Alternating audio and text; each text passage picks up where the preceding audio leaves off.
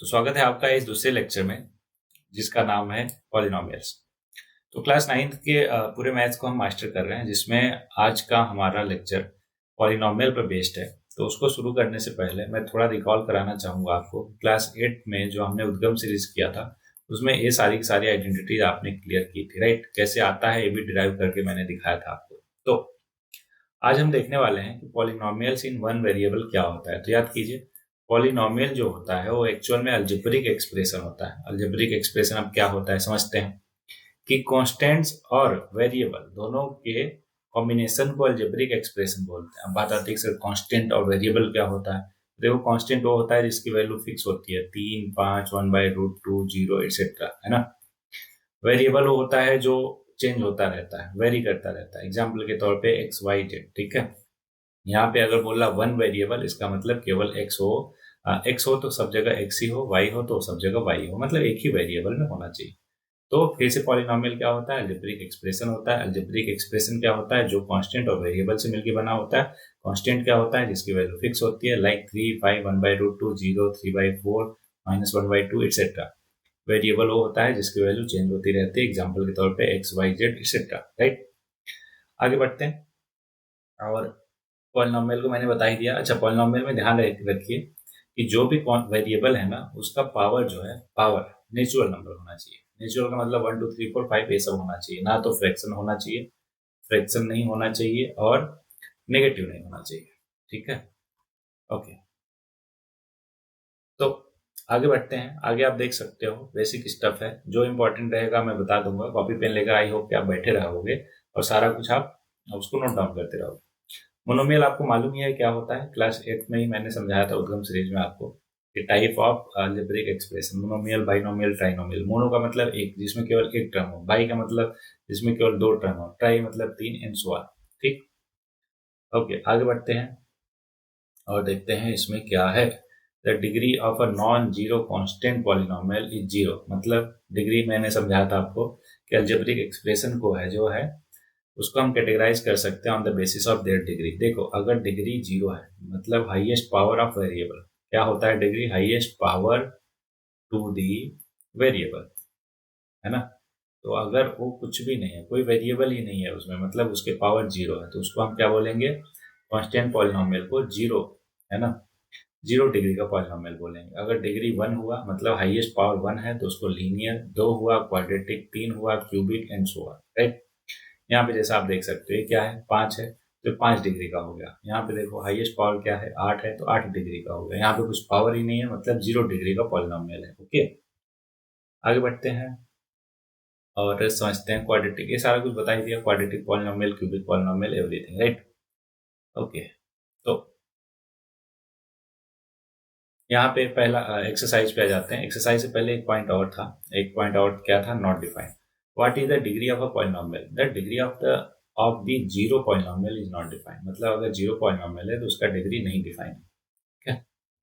चलो आगे बढ़ते हैं, या फिर जीरो पॉलिनोमियल उसको बोल सकते हैं। ओके, यहाँ पे बोल रहा है कि which of the following expression are polynomial in one variable. ध्यान रहे मैंने क्या बताया था, वन वेरिएबल केवल एक ही वेरिएबल हो। पॉलिनोमियल के लिए क्या चाहिए कि जो उसका डिग्री हो वो नेचुरल नंबर होना चाहिए, right. Which are not, state reason for your answer. देखो पहला क्या है, क्वाड्रेटिक पॉलिनोमियल है, क्यों, क्योंकि हाईएस्ट पावर 2 है मतलब डिग्री 2 है। दूसरा, डिग्री क्या है, 2 है, क्वाड्रेटिक। तीसरा, देखो रूट टी आ गया। रूट टी का मतलब टी के पावर 1/2, ये फ्रैक्शन आ गया ना। मैंने क्या बताया था कि नेचुरल नंबर होना चाहिए, फ्रैक्शन नहीं होना चाहिए। इसलिए क्या, पॉलिनोमियल इन वन वेरिएबल नहीं है। क्यों, क्योंकि इसका जो पावर है वो फ्रैक्शन है। यहाँ पे देखो, अगर ये नीचे वाला जो y है ऊपर जाएगा तो क्या उसको ऐसे लिख सकते हैं क्या, तो यहाँ पे पावर फिर से नेगेटिव आ गया, that's why it is also not a polynomial. यहाँ पे देखो, ये तो 3 वेरिएबल हो गया, हमसे एक ही वेरिएबल में पूछा था, इसलिए ये भी नहीं है।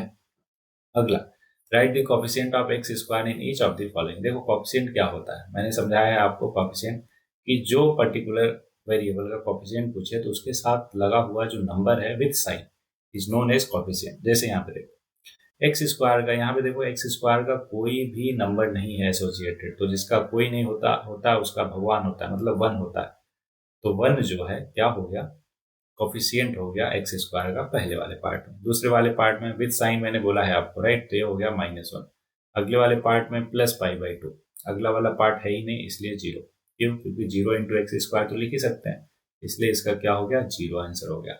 तीसरा, give one example each of a binomial of degree 3। Binomial मतलब 2 होने चाहिए और हाईएस्ट पावर कितना हो? 35। कुछ भी लिख दो, एक्स पावर 35 प्लस ए 9 10 25 50 है ना, कुछ भी, मतलब 2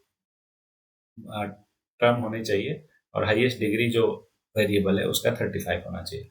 और मोनोमियल ऑफ डिग्री 100, तो इसको सिंपली लिख दो एक्स के पावर 100 या फिर 100 एक्स के पावर 100 या फिर 9 एक्स के पावर 100 या -3 एक्स के पावर 100, क्योंकि ये तो मोनोमियल ही हुआ लेकिन हाईएस्ट पावर कितना हो गया इसका? 100। दैट्स वाई ये 100 डिग्री का मोनोमियल बन गया। Next question, right the degree of each of the following polynomial. Degree पूछा है। डिग्री मैंने क्या समझाया आपको? Highest power of variable. यहाँ पे देखो हाईएस्ट पावर ऑफ वेरिएबल कितना है? 3 डिग्री 3, यहाँ पे 2, यहाँ पर 1। क्यों? क्योंकि जिसका कुछ नहीं होता उसका भगवान होता है। यहाँ पे 0, क्यों? या फिर नॉट डिफाइन कह सकते हो। अगला, classify the following as linear, quadratic and cubic. Linear के लिए हाईएस्ट पावर 1, क्वाड्रेटिक के लिए 2, तो ये quadratic, cubic, quadratic, linear, linear, quadratic, cubic, right. ये हो गया आपका पहला एक्सरसाइज। दूसरे पे आते हैं, जीरोज ऑफ अ पॉलिनोमियल। पहले कॉन्सेप्ट क्लियर कराता हूं मैं, फिर आते हैं इसके क्वेश्चन पे कि कैसे सॉल्व करते हैं। देखो, कोई भी पॉलिनोमियल मान लेते हैं 3x² माइनस, है ना, 12। तो मैंने कहा x की वो कौन सी वैल्यूज है जो इसमें रखने पर 0 आ जाए। तो वैल्यूज ऑफ वेरिएबल या फिर values of x for which the polynomial becomes 0 is known as zeros of a polynomial. I hope कि क्लियर हुआ होगा यहाँ पे आपको। यहाँ पे देखो, सिंपली अगर x की वैल्यू 2 रखो और इसको सॉल्व करो तो ये सिंपली क्या बन जाएगा? अगर इसको सिंप्लीफाई करोगे तो 2 का स्क्वायर 4 3 12 -12 आ गया 0। इसका मतलब क्या हुआ? समझो कि अगर x की वैल्यू यहाँ पे 2 रखा और ये वैल्यू 0 आ गई, इसका मतलब कि x equal to 2 is the zero of this polynomial, right. अब कितने जीरोज होंगे किसी पॉलिनोमियल के, ये कैसे पता चलेगा? तो number of zeros of a polynomial को जनरली हम px से रिप्रेजेंट करेंगे, ठीक है, is equal to number of degree, है ना, या फिर डिग्री, सिंपली डिग्री। जिस डिग्री का वो पॉलिनोमियल होगा उतने उसके नंबर ऑफ जीरोस होंगे। काम खत्म। यहाँ पे देखो 2 ऑर्डर का था, मतलब सेकंड डिग्री था, तो इसलिए 2 जीरोस होंगे। एक तो 2 हो गया और दूसरा क्या होगा? -2। कैसे पता सर? -2 रख के चेक कर लो, है ना। अगर 0 आ जाता है सॉल्व करने पे मतलब वो उसका जीरोस है। ओके, आगे बढ़ते हैं। अब उसी को क्लास 10 में हम क्या पढ़ देंगे? रूट्स बोल देंगे। रूट्स आपको क्वाड्रेटिक या क्यूबिक, है ना। इक्वेशन क्या होता है आगे की बात है, डोंट वरी, जिसमें 2 साइड हो जाता है, लेफ्ट और राइट, है ना। चलो आगे बढ़ते हैं। बेसिक स्टफ है, बहुत ज्यादा कुछ है नहीं, इसलिए एक्सरसाइज पे डायरेक्ट आ जाता है।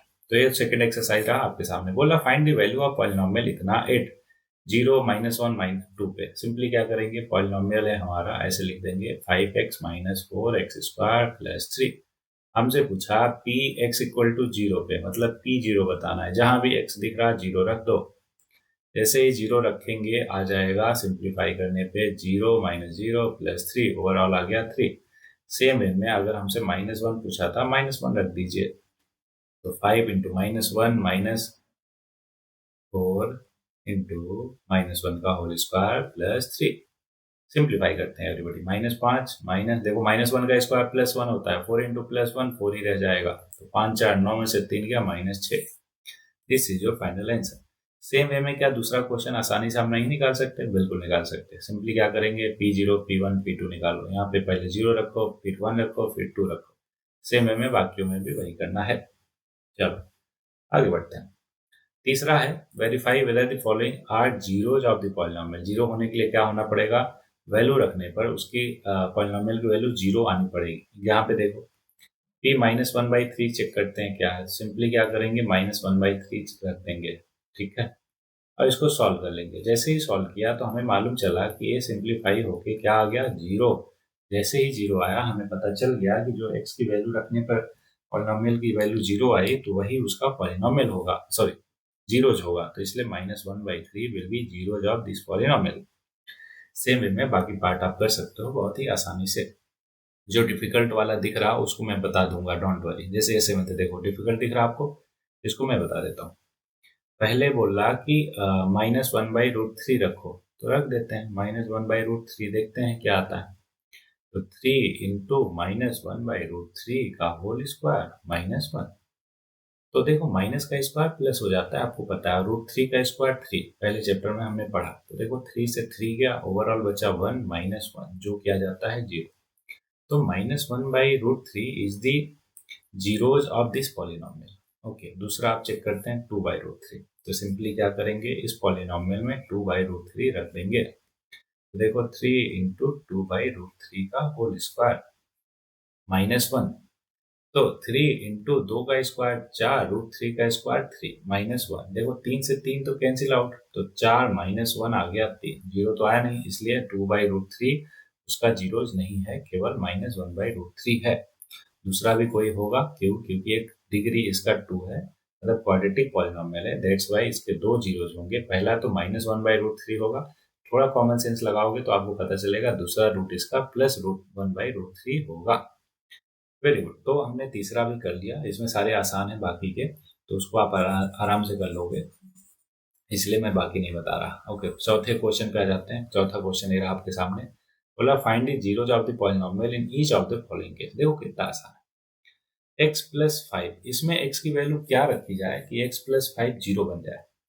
तो देखो आप कहोगे सर -5 रख दो x की जगह। x की जगह अगर हम -5 रखेंगे तो -5 + 5 क्या आ गया, 0, इसलिए -5 जो है इसका एक जीरो हो जाएगा।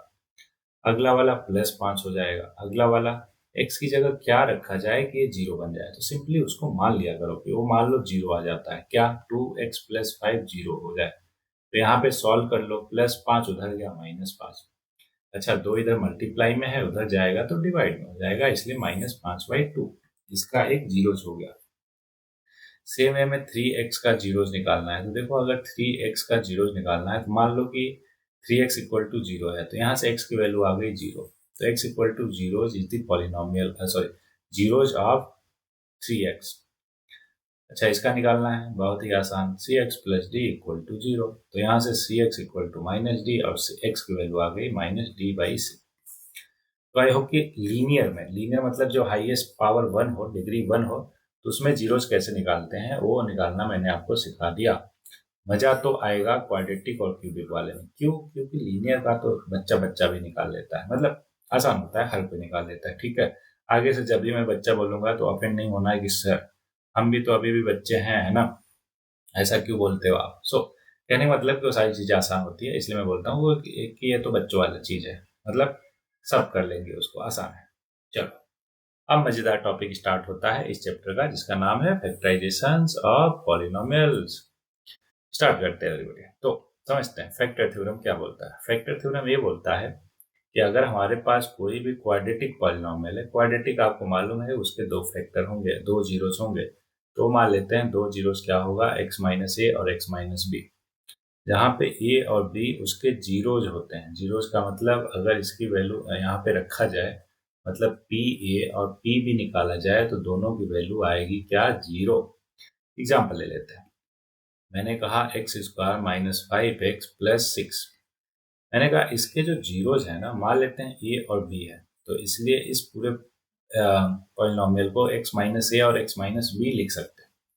ठीक है, चलो ट्रायल एंड एरर करते हैं इसमें, और a और b समझते हैं। इन दोनों को मल्टीप्लाई करोगे a और b को, तो आएगा कितना, a b करने पे आएगा 6। तो a b = 6। अब बताओ कोई भी दो नंबर जिनका मल्टीप्लाई करने पे 6 आता है, तो आप कहोगे सर देखो एक तो आ गया 1 × 6 और एक आ गया 2 × 6। तो यहाँ पे रख के चेक कर लो, अगर इसमें 1 रखेंगे हम ना, तो 1 - 5 + 6 में से आ गया सिंप्लीफाई करने पे 2। तो मतलब 1 तो इसका जीरोज नहीं है, तो 1 6 तो नहीं होगा। अब 2 3 में चेक करते हैं, पहले 2 रखो, तो 2 रखा तो 2 का स्क्वायर 4, 5 × 2 + 6।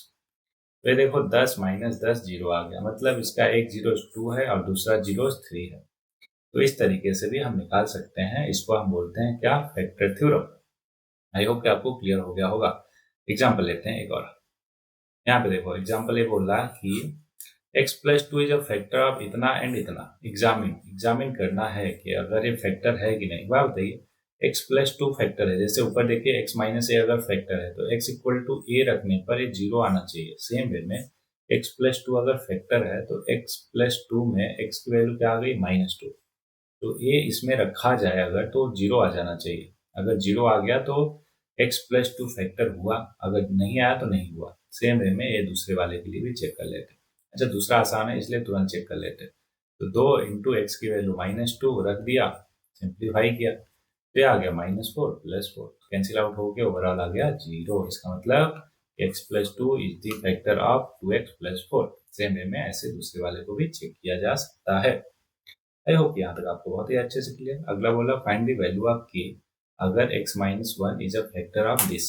अब हमें पता है कि अगर ऑलरेडी बोल दिया क्वेश्चन में कि x-1 इसका फैक्टर है तो x इक्वल टू आ जाएगा यहाँ से 1, क्योंकि इसको जब 0 दिखाएंगे तो x की वैल्यू 1 आ जाएगी। अब 1 अगर इसमें रखेंगे तो अगर ये फैक्टर है तो इसकी वैल्यू कितनी आनी चाहिए? 0। तो रख देते हैं, तो 4 + 3 - 4 + k इक्वल टू 0। तो 4 से 4 गया और +3 उधर जाएगा, -3 हो जाएगा, तो k की वैल्यू आ गई -3, राइट। ओके, तो आई होप ये आपको एकदम क्लियर हो गया होगा फैक्टर थ्योरम। अब अगला चीज देखेंगे हम, जिसको बोलेंगे by splitting the middle term. ये भी बहुत ही आसान है। आसान कैसे है, एग्जाम्पल लेकर करते हैं। एग्जाम्पल है आपके सामने, x² - 5x + 6। ठीक, चलो प्लस ले लेते हैं, ऊपर माइनस लिया था इसलिए अभी प्लस ले लेते हैं।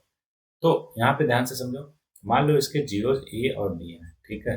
तो ध्यान से समझिएगा, जो लास्ट वाला टर्म होता है ना, वो दोनों जीरोज का प्लस करने पे आता, सॉरी मल्टीप्लाई करने पे आता है, और जो बीच वाला होता है ना, वो दोनों को प्लस करने पे आता है। अब ध्यान से समझो, ऐसे दो नंबर बताओ जिनको मल्टीप्लाई करने पे 6 आए और प्लस करने पे 5 आया। आप कहोगे सर 2 और 3, तो आपका जवाब बिल्कुल सही है। तो इस 5 को हम लिख सकते हैं क्या, 2x + 3x। अब बात आती है सर इसका क्या फायदा होगा।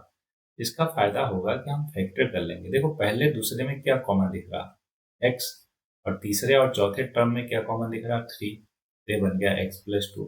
अब दोनों टर्म में क्या कॉमन दिख रहा, x+2, तो बचेगा क्या, यहाँ पे पहले टर्म में बचा x और दूसरे टर्म में बचा 3, तो ये आ गया इसका फैक्टर। मतलब एक जीरोज हो गया -2, एक जीरोज हो गया -3। अब बोल रहे हो सर लेकिन ऊपर तो प्लस है, अरे इसको इक्वल टू 0 रखेंगे तब जीरो जाता है। ओके, तो यहाँ पे -2 और -3 इसके जीरोज हो गए। आई होप कि स्प्लिटिंग द मिडल टर्म तरीका आपको एकदम क्लियर हो। एक और देख लेते हैं एग्जाम्पल लेकर, ठीक है, सच दैट आपको कोई कंफ्यूजन ना हो। क्वेश्चन है कि 3, चलो आसान ले लेते हैं, मुश्किल नहीं लेते हैं, ठीक। x² + 7x + 12। चलो यहाँ माइनस ले लेते हैं, प्लस वाला तो कर ही लिया है ना, अब माइनस ले लेते हैं। अब ध्यान से दीजिएगा कि यहाँ पे देखो c, मतलब कि लास्ट टर्म क्या है 12, तो a × b करने पे कितना आना चाहिए 12, और a + b करने पे कितना आना चाहिए -7। अब -7 आना चाहिए, इसका मतलब कि दोनों नंबर क्या होने चाहिए, नेगेटिव। क्यों, क्योंकि उनको मल्टीप्लाई करने पे पॉजिटिव आना चाहिए। या फिर 7 ही ले लो अभी, चलो कोई बात नहीं, है ना, माइनस को अभी रहने दो। 7 की दो नंबर जिनको मल्टीप्लाई करने पे 7 आए, सॉरी मल्टीप्लाई करने पे 12 आए और प्लस करने पे 7 आए, तो कहोगे सर 4 और 3। तो ये आपका बिल्कुल सही जवाब है। क्यों, क्योंकि 4 × 3 12 और 4 और 3 7। तो इस 7 को हमने ब्रेक किया 4 में और 3 में, है ना। तो अब यहाँ पे देखो पहले दोनों में क्या कॉमन है, x, तो x -4 हो गया। अब सेकेंड लास्ट के दो टर्म में क्या कॉमन है, -3। माइनस क्यों कॉमन लिया, आप ध्यान से समझिएगा कि हमें यहाँ पे चाहिए था x, लेकिन यहाँ पे है -x। अगर माइनस कॉमन ना लेते ना, तो माइनस ये अंदर x के पास आ जाता। तो अब इन दोनों में से हम x -4 कॉमन नहीं ले पाते, जो हमारा अगला स्टेप होता है। दैट्स वाई हमें माइनस कॉमन लेने की जरूरत पड़ी। आई होप ये एकदम क्लियर होगा आपको। दूसरा ऐसे भी समझ सकते हो कि यहाँ पे -4 है, क्या है -4। अब यहाँ पे भी -4 लाने के लिए हमें माइनस कॉमन लेना ही लेना पड़ेगा, ठीक है। ओके, एक एक और करेंगे हम इसको मिडिल टर्म को समझने के लिए। कि क्वेश्चन है कि 3x - 1 और +2। एक मिनट, क्वेश्चन बना लेता हूं मैं। सो क्वेश्चन है 6x², है ना, और लास्ट में -6 ले लेते हैं, ठीक है, और +2 +3।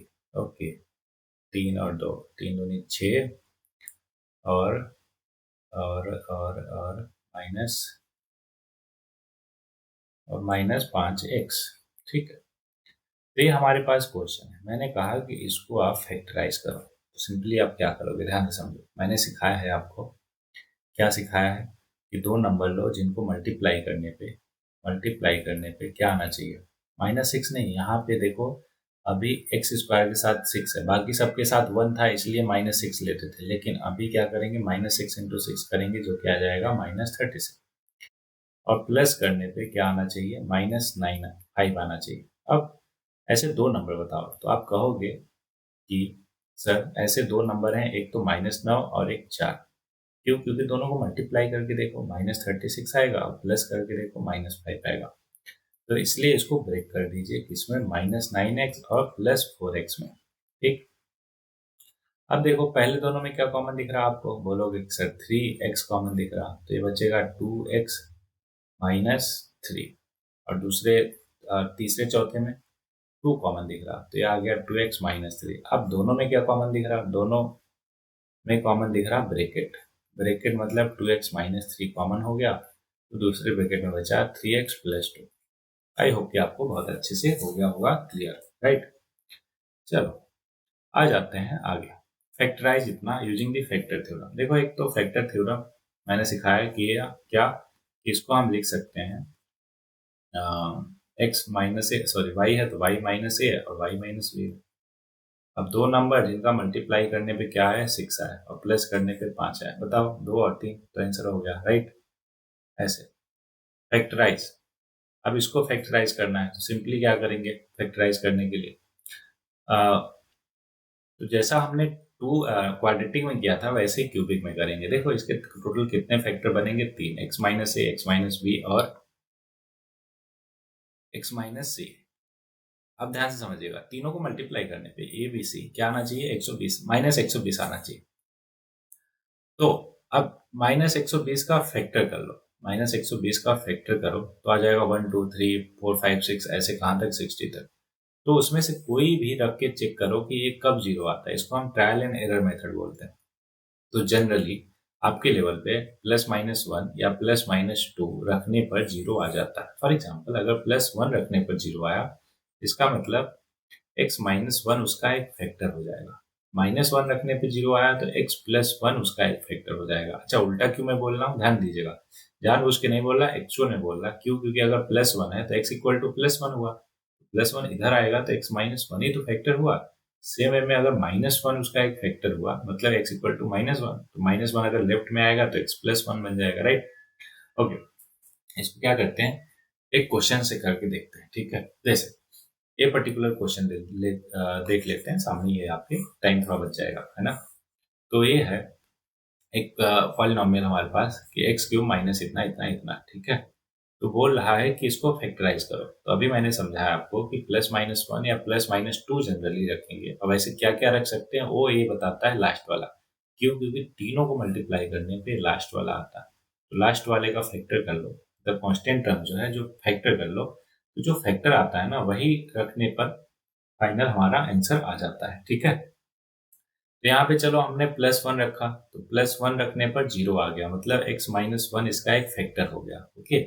अब x-1 अगर एक फैक्टर हो गया तो सिंपली हम क्या करेंगे, इस पूरे एक्सप्रेशन को ऐसे भी लिख सकते हैं, लेकिन वो लिखने की जरूरत नहीं है आपको। सिंपली अभी मैं आपको डिविजिबिलिटी रूल सिखाऊंगा कि x-1 से आप डिवाइड कर दो किसमें, x³ -23x² प्लस 142x-120। क्यों? क्योंकि ये ज्यादा आसान है इसके कंपेरिजन।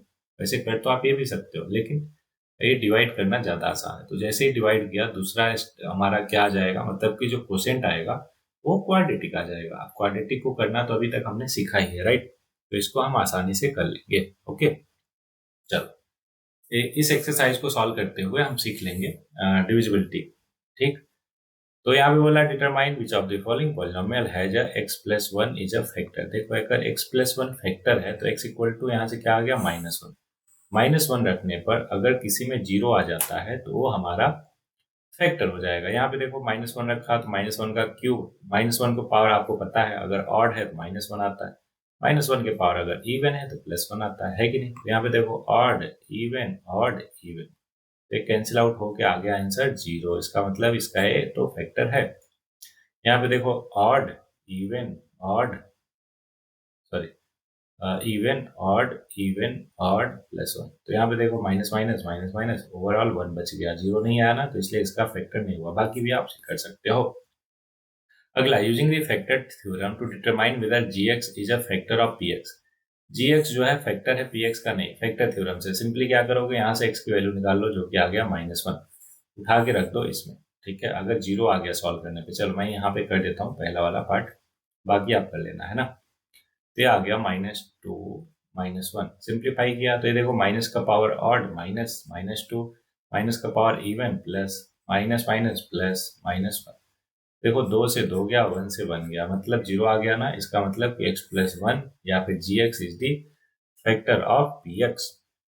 ओके एवरीबॉडी, आगे बढ़ते हैं। बाकी भी सेकंड और थर्ड पार्ट भी आप ऐसे ही कर सकते हो, आसान है इसलिए मैं नहीं बता रहा। तीसरा, find the value of k if x minus 1 is a factor of ph in each of the following. पता है अगर x माइनस 1 इसका फैक्टर है तो x इक्वल टू 1 रखने पर जीरो आना चाहिए, तो यहाँ पे रखो जीरो आना चाहिए, तो 1 प्लस के इक्वल टू जीरो, तो यहाँ से k की वैल्यू आ गई -2।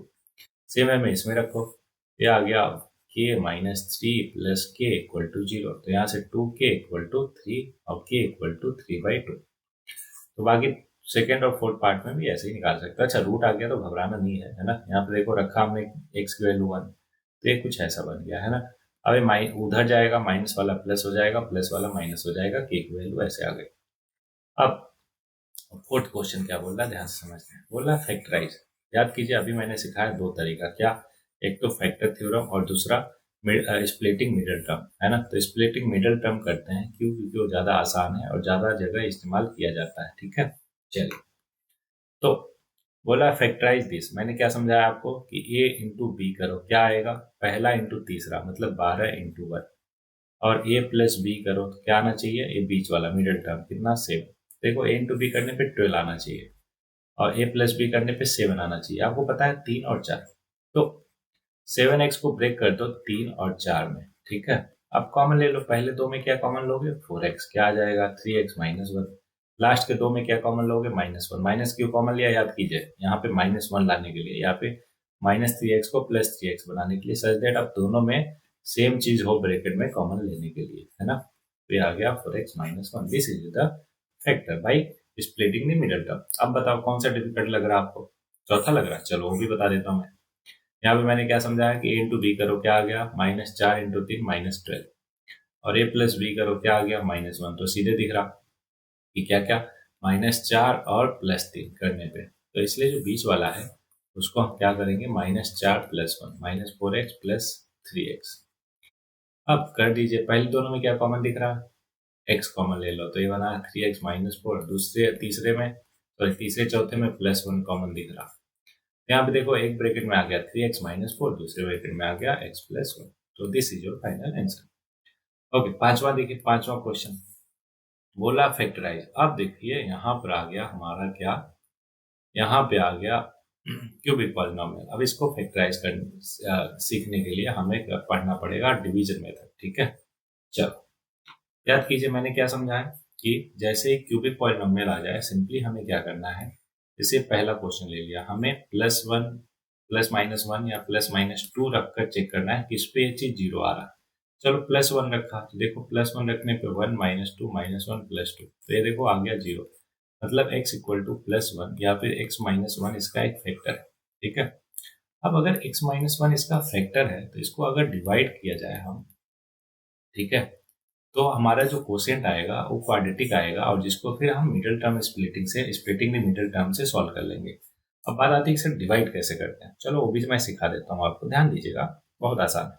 कैसे, समझो कि x -1, यहाँ पे देखो क्या है, x का पावर क्या है 1, और हमें लाना कितना है, x का पावर 3। तो क्या करेंगे, x स्क्वायर से मल्टीप्लाई करेंगे, तो x स्क्वायर से मल्टीप्लाई किया, x³ हो गया, और यहाँ पर x स्क्वायर, क्योंकि -1 में भी तो मल्टीप्लाई करेंगे, मतलब x -1 को x स्क्वायर से मल्टीप्लाई किया, तो ये कुछ आ जाएगा x³ - x स्क्वायर। अब माइनस करते हैं, तो देखिए कैंसिल आउट, क्योंकि x³ - x³ जीरो हो गया। अब ऊपर -2x स्क्वायर और नीचे माइनस, और माइनस क्या हो जाएगा, प्लस, तो -2x स्क्वायर और +x स्क्वायर यहाँ पे साइड में लिख लेते हैं, सच दैट कंफ्यूजन ना हो। तो यहाँ पे देखो ओवरऑल क्या हुआ, -x स्क्वायर हुआ, इसलिए हम नीचे उतारेंगे -x स्क्वायर। अब अगला डिजिट उतारते हैं, क्या है, -x। अब ध्यान से समझो, यहाँ पे है x। याद कीजिए एस एंड वी फॉर्मूला मैंने आपको बताया था उद्गम सीरीज में। एस का मतलब साइन, एन का मतलब नंबर, वी का मतलब वेरिएबल। पहले साइन देखेंगे, यहाँ पे प्लस है लेकिन हमें क्या चाहिए, माइनस, इसलिए माइनस से मल्टीप्लाई करेंगे। फिर नंबर देखो, यहाँ पे 1, यहाँ पे भी हमें 1 ही चाहिए, तो कोई दिक्कत नहीं, 1 ही रहने दो। फिर वेरिएबल देखो, x के पावर 1 है लेकिन हमें क्या चाहिए, x के पावर 2 चाहिए, इसलिए x से मल्टीप्लाई करो। क्यों, क्योंकि 1 और 1 मिलके 2 हो जाता है, तो ये बन जाएगा -x² minus minus plus x। अब सब्ट्रैक्ट करो, तो ये तो कैंसिल आउट। यहाँ पे सब्ट्रैक्ट करोगे तो प्लस माइनस माइनस हो जाएगा, मतलब -x क्या होता है, -2x है ना, तो इसलिए आ गया -2x। अब यहाँ पे +2 उतारा अगला डिजिट। अब यहाँ पे फिर से S N B rule. S N B क्या बोलता है, पहले साइन देखो, प्लस है लेकिन हमें चाहिए माइनस, इसलिए माइनस यहाँ पे। अगला नंबर यहाँ पे 1 है लेकिन चाहिए 2, तो इसलिए यहाँ पे 2। फिर वेरिएबल यहाँ पे x है, चाहिए भी x, इसलिए वेरिएबल में कोई भी एडिशन नहीं, तो -2 से मल्टीप्लाई कर दो, -2x + 2। सब्ट्रैक्ट किया, ये भी कैंसिल, ये भी कैंसिल, आंसर आ गया हमारा x² - x - 2। अब क्या इसको हम फैक्टर कर सकते हैं क्या, स्प्लिटिंग द मिडल टर्म से बोलोगे सर बिल्कुल कर सकते हो आप, तो इसका आंसर क्या आ जाएगा, x - 2 है ना, और x + 1। ठीक है, ये आ गया इसका फैक्टर। अब ध्यान से समझिएगा, हम क्वेश्चन कर रहे थे पांचवें का पहला, तो इसका एक टर्म फैक्टर तो आया था x - 1, और बाकी फैक्टर क्या है, x + 1 और x - 2। इस तरीके से इसके तीनों के तीनों फैक्टर हमारे पास आ गए। अब बाकी भी क्वेश्चन इसी अंदाज में, इसी तरीके से आप कर सकते हो। चलो एक मैं और बता देता हूँ आपको, सच दैट एकदम क्लियरिटी हो, कहीं पे कोई भी कंफ्यूजन ना रहे आपको। ओके, सो ये है पांचवें का तीसरा डिफिकल्ट लग रहा, ठीक है, तो वही मैं बता देता हूँ आपको, है ना। ओके, अब यहाँ पे देखो +1 रखो, तो +1 रखोगे तो 0 तो आएगा नहीं, क्यों, क्योंकि हर जगह प्लस है, तो इसलिए माइनस तो रखना पड़ेगा, है ना। ओके, एक काम करते हैं, इस पर्टिकुलर क्वेश्चन को ना हम व्हाइट बोर्ड पे ले लेते हैं, वहां पे अच्छे से समझते हैं हर एक चीज, ठीक है। सो कितना है, 1 13 32 20, ठीक है। तो आई होप कि आपको व्हाइट बोर्ड दिख रहा होगा, तो क्वेश्चन पहले उतार लेते हैं। क्वेश्चन है हमारा 1 13 32 और 20। देखो यहाँ पे पहला मतलब पर्पज है हमारा इसको फैक्टराइज करना। फैक्टर करने के लिए हमें पता है पहले ट्रायल एंड एरर मेथड लगाना होगा, वहां से एक जीरोस हमें निकालना है। देखो यहाँ पे प्लस रखने का कोई फायदा नहीं, क्योंकि हर जगह प्लस ही प्लस है ना, इसलिए हम ट्राई करेंगे -1 -2 -3 ये सब रख के, ठीक। अच्छा -3 नहीं रखेंगे, क्यों, क्योंकि 20 का फैक्टर निकालेंगे, क्या क्या होता है, 1 2 4 5 है ना, ये सारे इसके फैक्टर है। तो -1 -2 -4 -5 ये सब रख के चेक करेंगे कि कब जीरो आता है। चलो -1 रखते हैं, तो ये हो गया -1, तो ये बन जाएगा हमारा P-1 चेक करें, राइट। तो -1 +13 -32 +20, तो ओवरऑल देखा जाए तो ये आ गया 33 और ये भी आ गया 33, तो देखो कैंसिल आउट हो गया, मतलब P-1 एक हमारा फैक्टर है। तो अगर x = -1 फैक्टर है तो x + 1 क्या हो जाएगा, इसका एक फैक्टर हो जाएगा, मतलब x अगर -1 इसका एक जीरो है तो x + 1 इसका फैक्टर हो गया। अब एक फैक्टर हमें आ गया, क्या, x + 1, तो x + 1 से हम डिवाइड करेंगे, क्या करेंगे, डिवाइड करेंगे। एक मिनट इसका थोड़ा सा बढ़ा लेते हैं। ओके, कहाँ गया कहाँ गया, एक मिनट एक मिनट। ओके ठीक है, हाँ अब ठीक है।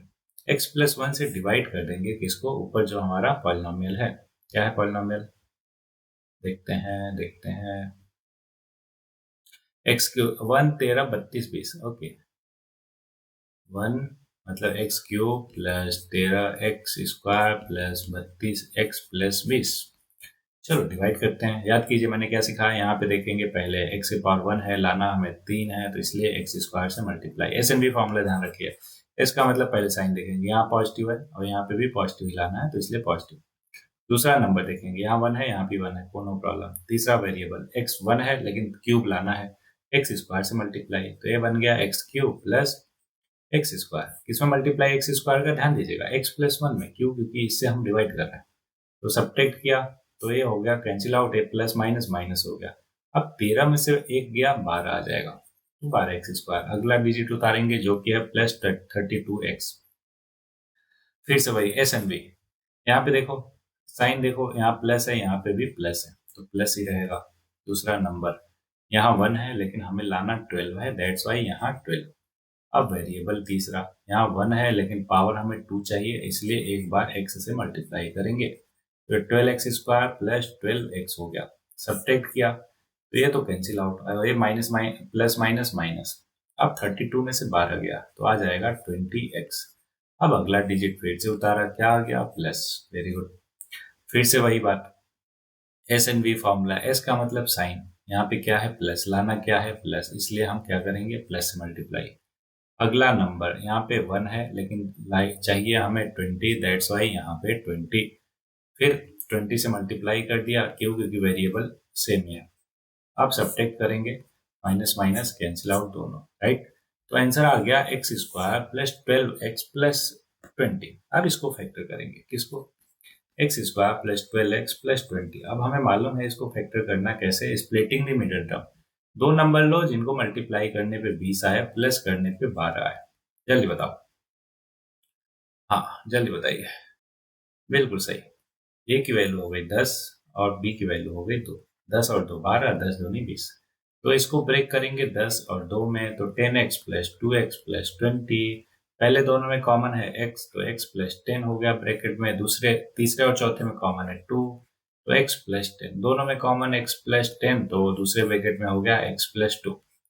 तो याद कीजिए हमारा पॉलिनोमियल था x³ plus 13x² plus 32x plus 20। तो उसके 3 फैक्टर बने। एक तो ऑलरेडी हमारा था x प्लस 1 और बाकी 2 फैक्टर ये दोनों बने। आई होप कि ऐसे फैक्टर निकालना आपको बहुत ही अच्छे से आ गया होगा। तो चलते हैं हम अपने एक्सरसाइज में। तो इसमें टोटल 4 क्वेश्चन थे, 5वें क्वेश्चन में 4 पार्ट थे, उसमें 2 मैंने बता दिया आपको, पहला और तीसरा। बाकी दोनों इसी तरीके से आप सॉल्व करोगे। कहीं पे क्वेश्चन डाउट क्वेरी आती है तो उसको पूछोगे, लेकिन इसको सॉल्व करके ही रहोगे, ठीक है? ओके एवरीबॉडी, आगे बढ़ते हैं। अलजेब्रिक एक्सप्रेशन की बात करते हैं। आई होप कि आपने बहुत अच्छे से इन सबको याद कर लिया होगा, है ना? क्या होते हैं, कैसे होते हैं। अगर याद नहीं किया, अभी के अभी सबको लिखो, है ना?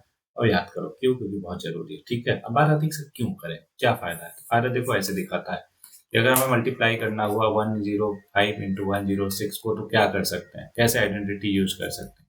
देखो इसको ऐसे ही यूज कर सकते हैं कि 100 प्लस 5 100 प्लस 6। अब यहाँ पे x हो गया और ये a और ये x और ये b हो गया, राइट?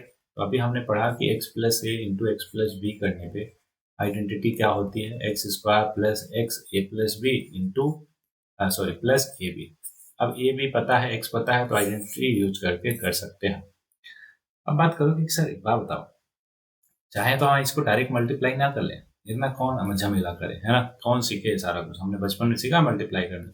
चलो यहाँ पे तो मल्टीप्लाई कर लोगे। मैंने कहा कि 10,005 और 10,006 को मल्टीप्लाई करो, तो आप कहोगे सही, तो वह लेंदी हो गया। तो यहाँ पे इस्तेमाल की जाती है क्या? आइडेंटिटीज। मतलब आइडेंटिटीज का ये पर्पज होता है कि कॉम्प्लेक्स चीजों को आसान बनाना, ठीक है?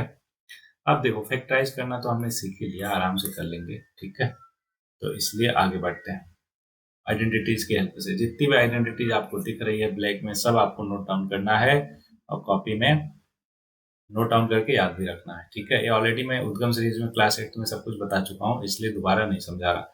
अच्छा, इसका एप्लीकेशन वगैरह समझा दे रहा, जैसे 999 का क्यूब निकालना है, तो वैसे करने बैठोगे तो सोचो कितना लंबा होगा कि 999 इंटू 999 करो, फिर जो है फिर उसमें 999 करो। उससे बढ़िया है कि प्रॉपर्टी इस्तेमाल करो। कैसे कि इसको लिख सकते हैं 1000-1 का होल क्यूब। अब उसको हम ऐसे एक्सपेंड कर सकते हैं यूजिंग आइडेंटिटी। सिंप्लीफाई किया, आंसर आ गया हमारा। देखो कितना आसान है कि नहीं? इसलिए हम आइडेंटिटी यूज करते हैं। चलो अब एक्सरसाइज पे आ जाते हैं। कितना आसान, ये सारी की सारी आइडेंटिटीज है ना, इन सबको तो आप आसानी से सॉल्व कर लोगे। देखो आइडेंटिटीज क्या है, एक्चुअल में मल्टीप्लीकेशन। अब कैसे होता है समझा देता हूँ। जैसे इसको हमें सॉल्व करना है, मैंने बताया था कि पहले 3x को उठाओ, इसको दोनों में मल्टीप्लाई करो विद साइन। तो देखो 3x इंटू 3x क्या आ जाएगा? 9x²। फिर 3x इंटू -5 क्या आ जाएगा? -15x। सेम है में 4 को उठाओ, इसको दोनों में मल्टीप्लाई करो, तो 4 into plus 3x plus 12x, 4 into -5 -20। अब जो लाइक टर्म है उसको फर्दर सिंप्लीफाई कर लो, आंसर आ गया कितना? ऐसा। तो चाहो तो आप ऐसे भी कर सकते हो, आइडेंटिटी याद है तो उससे बेहतर क्या ही हो सकता है, राइट? अगला क्वेश्चन सेकंड बोला, evaluate the following product with without multiplying directly. कहने का मतलब उसका कि आइडेंटिटी इस्तेमाल करो क्यू जिसके लिए वो बनी है, इस्तेमाल आना चाहिए। तो देखो 103 107 है, तो इसको क्या हम ऐसे लिख सकते हैं क्या, 105 -2 और 105 +2। इससे क्या फायदा सर, इससे यह है कि a plus B a minus B identity लगा दोगे 105 का स्क्वायर -2 का स्क्वायर, ठीक है। सिंप्लीफाई करने पे आंसर आ जाएगा। सेम वे में 95 × 96 इसको भी आप ऐसे ही कर सकते हो। कैसे, इसको कर सकते हो आप 100 -5 और 100 -6, है ना। आइडेंटिटी पता है, कर सकते हैं मल्टीप्लाई। अगला बोला factorise the following using appropriate identities. याद कीजिए अभी हमने मिडिल टर्म स्प्लिट करना और फैक्टर मेथड से करना सीखा ही। चाहो तो तीसरा तरीका है, फॉर्मूला अगर याद है ना आपको, उससे कर सकते हो। देखो 9x² को क्या लिख सकते हो, 3x का होल स्क्वायर, और इसको क्या लिख सकते हो, 2 × 3x × y और प्लस y²। अगर इसको ऑब्जर्व करो तो पता चलेगा कि सर ये a प्लस बी का होल स्क्वायर है, तो इसलिए इसको हम ऐसे कर दिया फैक्टर, ठीक। बाकी भी इसी वे में आप कर सकते हो। जैसे तीसरा देखो क्या है, x का स्क्वायर -y/10 का स्क्वायर। अब इसको फैक्टर कैसे कर सकते हो, सर a² - b² लगा दो, क्या होता है, एक ब्रैकेट में a प्लस बी, दूसरे ब्रैकेट में a माइनस बी, हो गया इसका फैक्टर। देखो कितना आसान है कि नहीं। तो ये फायदा होता है आइडेंटिटीज याद रखने का, आइडेंटिटीज को समझने का। देखो इन सबको एक्सपेंड तो कर ही दोगे फॉर्मूला से, है ना, बहुत आसान। अगला बोला फैक्टराइज, तो इसमें वही फैक्टर ऊपर वाला इस्तेमाल हो जाएगा। चलो डिफिकल्ट वाला मैं बता देता हूँ, पार्ट 5th का सेकंड वाला मैं बता देता हूँ, ठीक है। तो ये हो जाएगा √2x का होल स्क्वायर प्लस y का होल स्क्वायर। अभी कहाँ पे माइनस लगाना नहीं पता, इसलिए हम क्या करेंगे, लास्ट में माइनस लगाएंगे देखकर। ये हो गया। अगला ये हो जाएगा 2 इंटू, ओके, 2 × √2x × y, ठीक है। लेकिन यहाँ पे माइनस है, ध्यान रखिएगा। माइनस किसी ना किसी के साथ लगाना है, या तो y के साथ या तो x के साथ। देखते हैं, देखो पहले के साथ माइनस है और तीसरे के साथ माइनस है, तो फॉर्मूला होता है हमारा a + b + c का whole square is equal to a² + b² + c² plus 2ab + 2bc + 2c। अब बताओ मेरे को, पहले और तीसरे में दोनों में क्या आ रहा, ये आ रहा, दैट्स वाई ए हमारा नेगेटिव होना चाहिए, इसलिए ए नेगेटिव होना चाहिए, मतलब -√2x होना चाहिए, ठीक है। अगला 2 √2 2 √2 2 × y × 2 √2z, ठीक। फिर अगला 2 × -√2x, फिर प्लस 2 √2z, ठीक है। अब यहाँ पे ध्यान से समझो, माइनस यहाँ x के साथ है, y पॉजिटिव है और z इसके साथ है, तो ये ओवरऑल अगर इसको फर्दर सिंप्लीफाई करो तो बन गया -√2x + y + 2 √2z का होल स्क्वायर। आई होप आपको समझ आया होगा, और इसको कैसे बाइफरकेट किया, अलग अलग किया, ये भी क्लियर होगा, ठीक है। ये हो गया 5वें का आंसर एवरीबॉडी। अब छठा बोल रहा है कि without the right the following cube in expanded form. आपको मालूम है फॉर्मूला लगा दोगे आंसर आ जाएगा। इवेलुएट दिस, आपको पता है कैसे चेंज करना है। ये 100 - 1 का क्यूब हो जाएगा, अगला 100 + 2 का क्यूब, तीसरा 1000 - 2 का क्यूब। अब आइडेंटिटी लगा देंगे, आंसर आ जाएगा। 8वां क्वेश्चन बोल रहा है factorise each of the following, ठीक है। अब फैक्टराइज करने के लिए हमें क्या करना है, आइडेंटिटी इस्तेमाल करना है। अब डिफिकल्ट वाला मैं आपको बता देता हूँ एग्जाम्पल के तौर पे। चौथा देखो, है ना, डिफिकल्ट दिख रहा होगा, कैसे करेंगे। यहाँ पे देखो 64 है, किसका क्यूब है, 4a का क्यूब, और ये 3b का होल क्यूब। अगला क्या हो जाएगा, माइनस, और देखो चाहते हैं 12ab, अगर हम कॉमन ले लें 12ab, तो ये हो जाएगा 4a × 3b, ओके। 12 की जगह 36 ले लेते हैं, क्यों अभी बताता हूँ। 3 × 4a × 3b, ठीक है, ऐसे लिख लेते हैं। 3a × 4b, 4a × 3b, 3 × 4, फिर से कर लेते हैं, यहाँ पे कंफ्यूज नहीं होने का, आपको ध्यान समझिएगा। इसको हम लिख सकते हैं 4a का होल क्यूब -3b का होल क्यूब -3 × a कितना है, 4a × b in bracket 4a - 3b। अच्छा, इसको फर्दर सिंप्लीफाई करोगे तो आप देखोगे वही ऊपर वाला ही चीज बन जाएगा। कैसे, 3 × 4 = 12, 3 × 36, 4 × 144, और 36 3 × 108, है ना, तो ऊपर वाली चीज बन गई। लेकिन ध्यान समझो, ये क्या है, आइडेंटिटी है किसकी, a - b का होल क्यूब का, है ना। तो इस तरीके से क्वेश्चन हो गया। सेम मैनर में क्या आप पांचवा क्वेश्चन सॉल्व कर सकते हो क्या? बोलोगे बिल्कुल सर, कैसे? 3p का होल क्यूब माइनस 1/6 का whole cube minus 3 into 3p into 1/6 in bracket 3p minus 1/6। ये भी किसका बन गया? 3p माइनस 1/6 का होल स्क्वायर। जस्ट आपको फॉर्मूला वाले फॉर्मेट में कन्वर्ट करना है। 8वें में हर एक क्वेश्चन हो जाएगा आराम से। अब 9th बोल रहा कि वेरीफाई करो। इसको तो आपको मालूम है, राइट साइड को मल्टीप्लाई करना हमने सिखाया है, उसको करके कर सकते हो। अगला बोल रहा फैक्टराइज करो। याद कीजिए 27y³ को लिख सकते हो 3y का होल क्यूब प्लस 5z का होल क्यूब। अब a³ प्लस b³ का फॉर्मूला पता है क्या होता है? एक ब्रैकेट में a प्लस b, दूसरे ब्रैकेट में a² plus b² minus ab। तो लगा देंगे, आंसर आ जाएगा 10th का। 11th का भी 11th में आइडेंटिटी लगाएंगे। पहले इसको कर लो, कन्वर्ट कर लो। 3x का होल क्यूब प्लस y का क्यूब प्लस z का cube minus 3 into 3x into Y into Z. तो a³ plus b³ plus c³ minus 3abc। तो इसका फॉर्मूला क्या होता है? याद कीजिए। इसका फॉर्मूला होता है, एक ब्रैकेट में a प्लस बी प्लस सी, दूसरे ब्रैकेट में a² plus b² plus c² minus ab minus bc minus ca। ठीक है, तो 12th भी हो जाएगा। अच्छा 12th देख लेते हैं, बढ़िया क्वेश्चन दिख रहा है। ओके, सो 12th क्वेश्चन देखिए। बोल रहा वेरीफाई करो इतना इतना इतना इक्वल टू इतना इतना इतना। अब आपको मालूम है, क्या मालूम है? कि अगर राइट साइड वाले को फर्दर सिंप्लीफाई करोगे तो ब्रैकेट ही खोल दो बस। जैसे ही ब्रैकेट खोलोगे तो ये देखो अंदर जो चीज बनेगी, मैं लिख देता हूँ। ये बनेगी 2x² plus 2y² plus 2z² minus minus 2ab minus 2xy minus 2yz minus 2zx। अच्छा देखो, अगर 2 कॉमन ले लिया जाए तो ओवरऑल बचेगा x plus Y plus Z, और ये बचेगा x² plus y² plus z² minus xy minus yz minus z। अच्छा अभी हमने यही तो डिस्कस किया कि x³ plus y³ plus z³ minus 3xyz का जो फॉर्मूला है यही होता है, राइट? अब ये आता कैसे है? अगर उसको भी आप करना चाहते हो, इन दोनों को मल्टीप्लाई कर दो। मल्टीप्लाई करना सिखाया ही मैंने। कैसे? x को उठाया, इसको मल्टीप्लाई किया सबके साथ, फिर y को सबके साथ, फिर z को सबके साथ। देखोगे सब कुछ कैंसिल आउट होके यही बच जाएगा। ओके, आई होप ये भी आपको बहुत अच्छे से क्लियर है। अब ध्यान से समझो 14th क्वेश्चन। 13 भी आसान है, 14 देख लेते हैं। ठीक है, अच्छा 13 कैसे आसान है? x plus Y plus Z equal to 0 है, तो शो करना है इतना इक्वल टू इतना होगा। पहले तो इसका फॉर्मूला लिख लो, क्या होता है? राइट साइड वाला। अब इसमें x plus Y plus Z बोला है 0 है, तो इसको 0 रखेंगे, राइट साइड पूरा 0 हो जाएगा, और यहाँ से x³ plus y³ plus z³ क्या आ जाएगा? 3xyz आ जाएगा।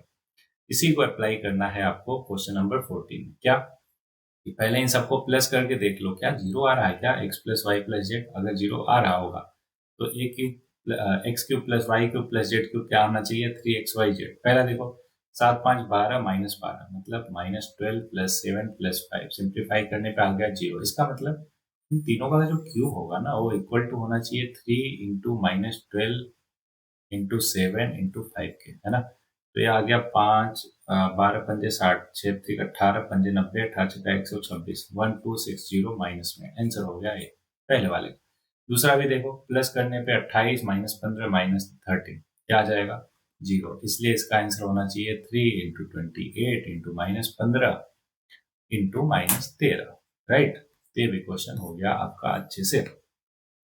अब क्वेश्चन नंबर 15 देखो। बोल रहा क्वेश्चन नंबर 15 कि give possible expression for the length and breadth of each of the following rectangle. Rectangle है ना, उसका लेंथ और ब्रेथ पूछा है हमसे।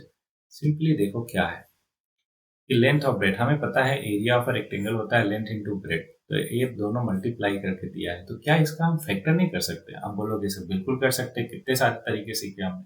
इसका फैक्टर कर दीजिए, जो ग्रेटर होगा, मतलब जिनके बीच में प्लस होगा वो लेंथ रिप्रेजेंट करेगा, जिनके बीच में माइनस होगा वो ब्रेथ होगा। सेम करना है दूसरे वाले पार्ट में। ओके, तो आराम से कर लेना, एकदम आसान है। अच्छा वॉल्यूम के लिए क्या होता है? उसमें LBH मतलब लेंथ ब्रेथ और हाइट आ जाता है किसी भी क्यूबॉइड का, राइट? तो यहाँ पे देखो, यहाँ पे अगर देखा जाए तो कॉमन क्या दिख रहा है? 3x। तो जैसे ही 3x कॉमन लोगे तो यह आ जाएगा 3x कॉमन हो गया, x माइनस 4 बचेगा। देखो 3 और x माइनस 4 ये 3 डायमेंशन हो गए LBH। सेम वे में ये दूसरे वाले को भी कर सकते हो आप बड़ी ही आसानी से। चलो कर ही देता हूँ मैं। यहाँ पे दिख रहा क्या common, 4k। Okay, 4k common अगर ले लिया हमने तो ये बचा 3y² और ये 2y माइनस 5। अब इसको फैक्टर किया जाए तो 3×5 = 15, -15 और प्लस करने पे आना चाहिए +2। तो हमें सीधे दिख रहा क्या कि सर आप +5 ले लो -3 ले लो, है ना। तो ये इसका फैक्टर हो गया। अब इसको अगर हम कॉमन ले लिया जाए 3y, तो 3y नहीं, y केवल कॉमन ले लिया जाए तो 3y + 5 इधर हो गया, -1 कॉमन लिया जाए 3y + 5। सो ओवरऑल एवरीबडी आ गया फैक्टर 4k और y-1 और 3y + 5। ये तीनों के तीनों डायमेंशन हो गया वॉल्यूम के, मतलब क्यूबॉइड के। तो इस तरीके से हमने इस पूरे चैप्टर को समराइज कर लिया, मतलब सॉल्व कर लिया। समरी के लिए आप यहाँ पे देख सकते हो सारा कुछ, है ना। तो जो हमने पढ़ा है वही सारी चीजें हैं, ठीक है, कुछ अलग नहीं है। ध्यान रहे आपको सारी आइडेंटिटीज याद होनी चाहिए, स्पेशली इस लास्ट वाले एक्सरसाइज के लिए, है ना। क्यों? क्योंकि इसमें पूरा